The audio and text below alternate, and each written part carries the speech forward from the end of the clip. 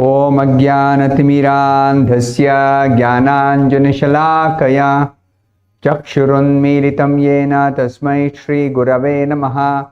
Nama Om Vishnupadaya Krishna Presthaya Bhutale Srimate Bhaktivedanta Swami Nitinamine Namaste Saraswate Deve Gauravani Pracharine Nirvishesha Shunyavadi Paschatya Deshatarine Jaya Shri Krishna Chaitanya Prabhu Nityananda Shri Advaita Gadadhara Srivasadi Gaura Bhakta Vrinda Hare Krishna Krishna Krishna Hare Hare Hare Rama Rama Rama Hare Hare Om Namo Bhagavate Vasudevaya Narayanam Namaskritya Naram Chaiva Narottamam Devim Saraswatim Vyasam Tato Jayamudirayet.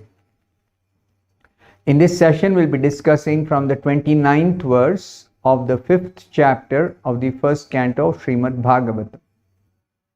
Tasyaivam me anuraktasya prashritasya hatainashaha shraddadhanasya balasya dantasya anucharasya cha.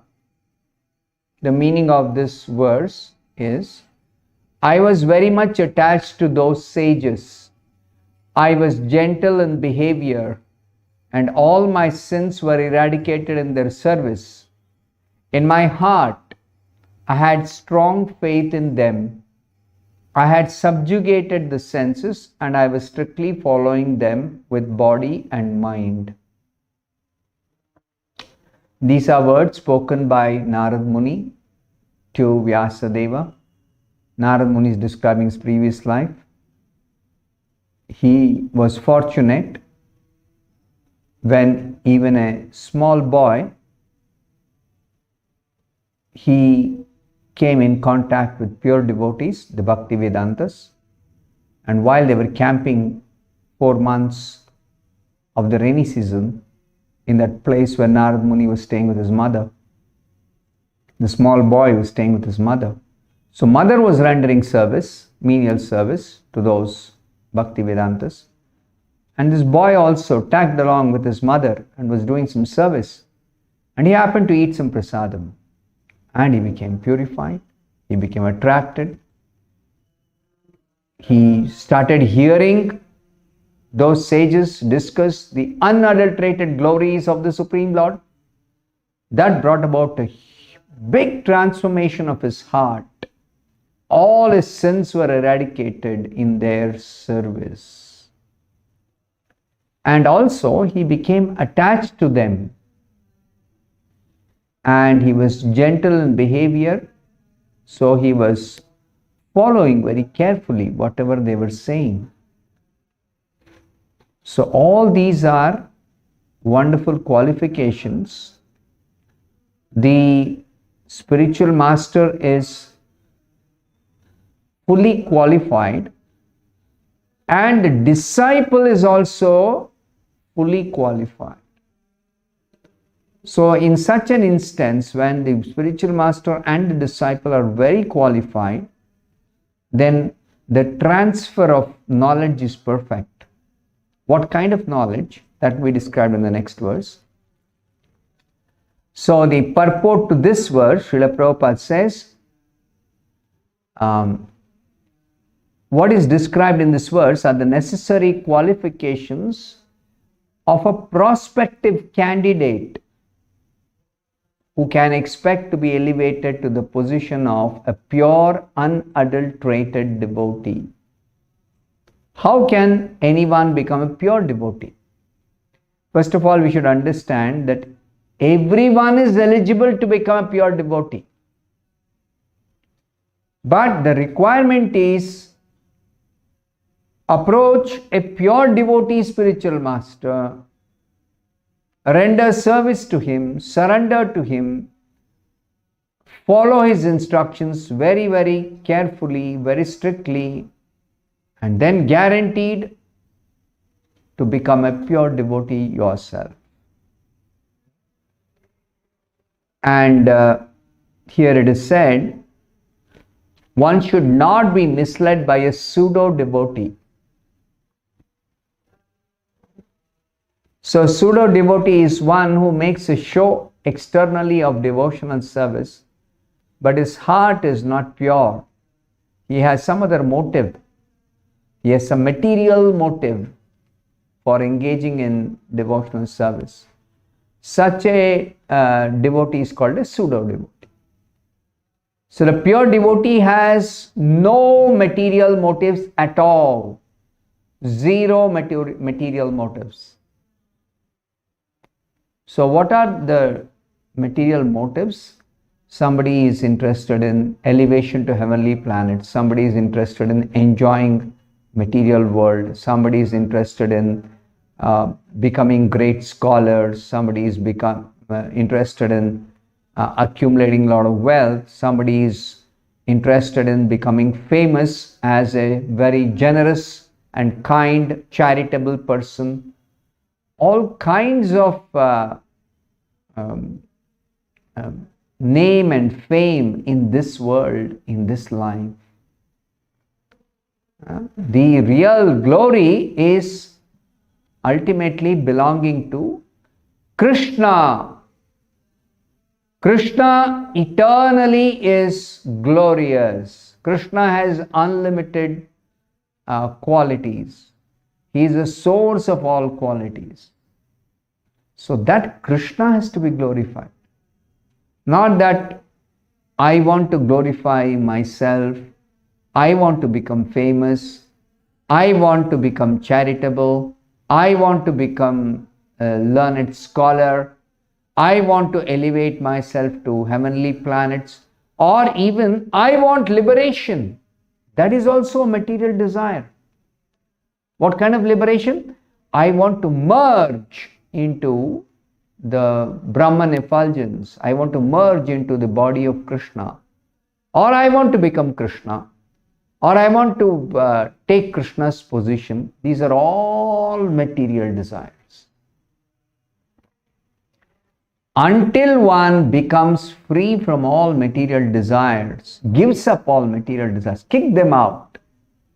They are simply obstacles on the path of progress in devotional service. So kick them out. And then one will be able to actually properly follow a pure devotee. Then one will start looking for a pure devotee. Let's say somebody is not having a pure devotee, spiritual master. But when they understand that what are the qualifications of a pure devotee, most importantly, no material desires at all. No private life. A pure devotee has no private life. His life is like an open book.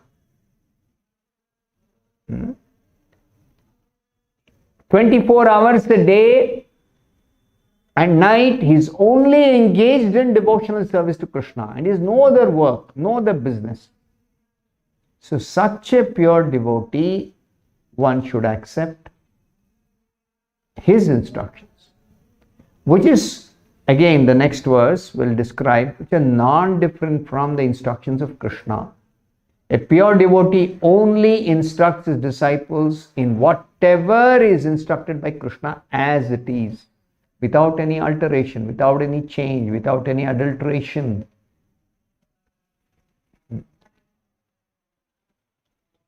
Now, it's also described, a pure devotee knows Krishna is the Supreme Personality of God.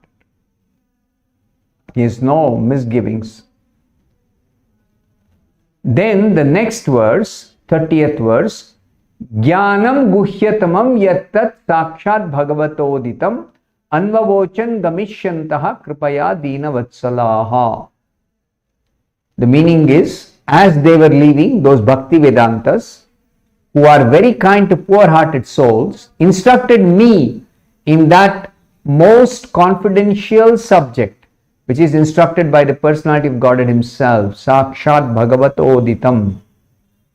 So this boy was given that most confidential knowledge only when he came to a certain stage of strictly following, becoming faithful, becoming very, very obedient. Then they imparted the most confidential subject. What is the most confidential subject? What Krishna teaches in the Bhagavad Gita, especially what he tells in the end as the most confidential instruction. Sarva guhyatamam bhuyaha shunu me paramam vachaha. The topmost instruction and the most confidential instruction is given by Krishna in the Bhagavad Gita. Manmana, think of me always. So when a spiritual master instructs his disciple in the most confidential knowledge, he instructs this. What is that? Always think of Krishna. Not always think of me. Not always think of somebody else. Always think of Krishna only. Only Krishna. Manmana, bhavamad bhakto, become devotee of Krishna. Devoted to Krishna, 100%. Madhyaji, worship Krishna only and nobody else. Man namaskuru, bow down before Krishna. Become surrender to Krishna. Become a devotee of Krishna means become surrender to Krishna. So this confidential knowledge, most confidential knowledge, not just confident, most confident. So Srila Prabhupada explains in the purport to this verse that there is ordinary knowledge which can be developed up to the point of realizing or understanding what is the impersonal Brahman aspect of the Absolute Truth. By speculation, by cultivation, by non-devotional methods, one can come up to the point of understanding the impersonal aspect of the Absolute Truth, understanding what is Brahman feature of the Absolute Truth. Now, when such a person who has understood what is Brahman or realized what is Brahman aspect of the Absolute Truth mixes some devotional service, that's explained here.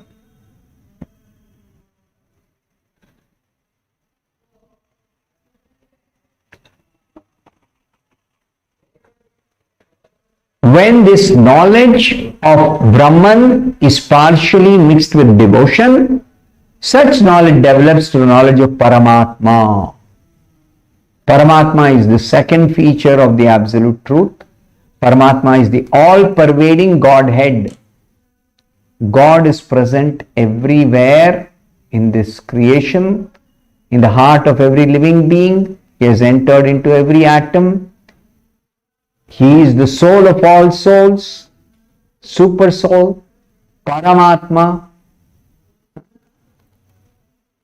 So that is more confidential knowledge. So confidential knowledge is knowledge of Brahman. More confidential knowledge is knowledge of Paramatma. But there is the most confidential knowledge, that is knowledge of Bhagavan, Supreme Person, personality of God. When knowledge turns into pure devotional service, then the most confidential part of knowledge is attained. Because Krishna says in the Bhagavad Gita, Bhaktya mam vijanati yavanyas chasmi tatvataha.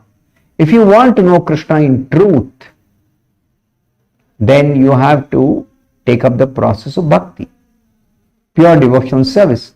By pure devotional service, one can actually know Krishna. One can come face to face with Krishna. This most confidential knowledge was imparted by Lord Krishna to Brahma, to Arjuna, to Uddhava, and many others. So that most confidential knowledge is coming in parampara, especially the Vaishnava devotees. They are receiving that knowledge and transmitting as it is, and explaining to people exactly what they have heard. in the parampara system without any adulteration, without any change. So I'll stop here. Thank you very much. Hare Krishna.